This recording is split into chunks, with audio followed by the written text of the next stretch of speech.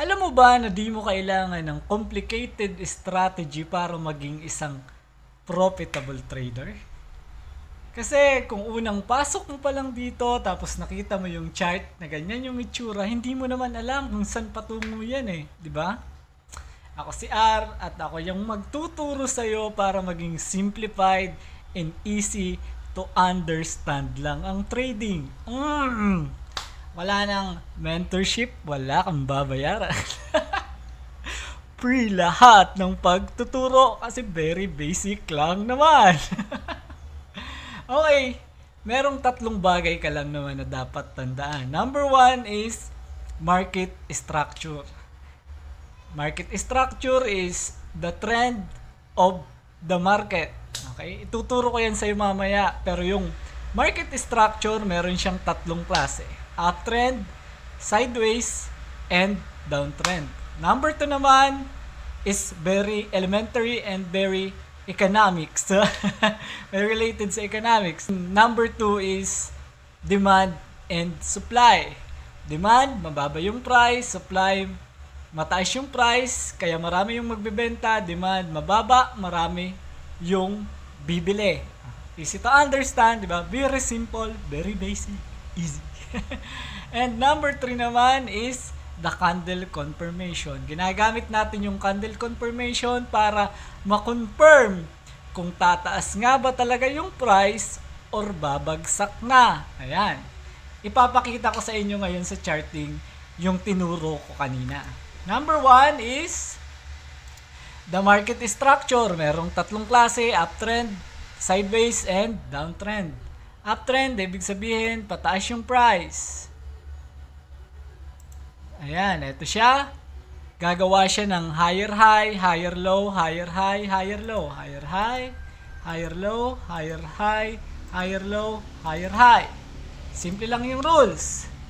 The price must break above the previous higher high and must not break below the previous higher low. Sideways naman, very basic lang din.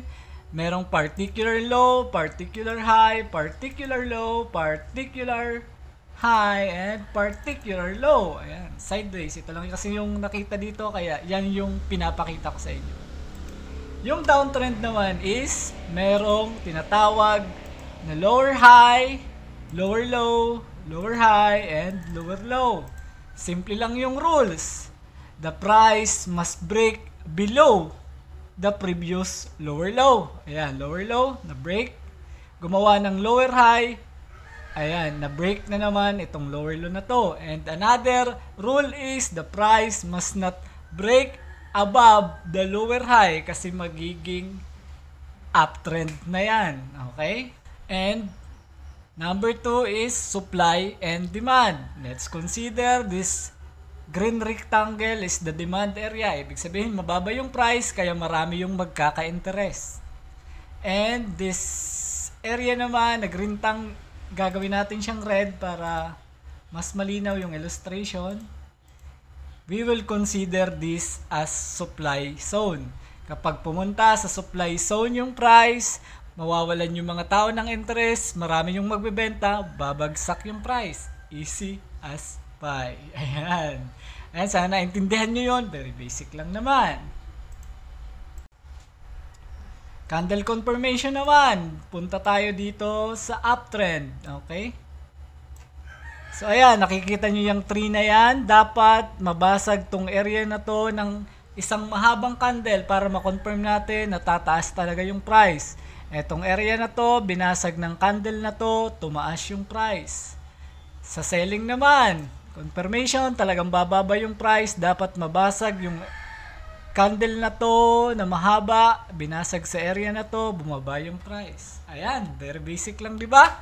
Sana may naunawaan kayo, and the rest na video ko ay marami pa ako sa inyong ituturo. Sana meron kayong natutunan. Ciao!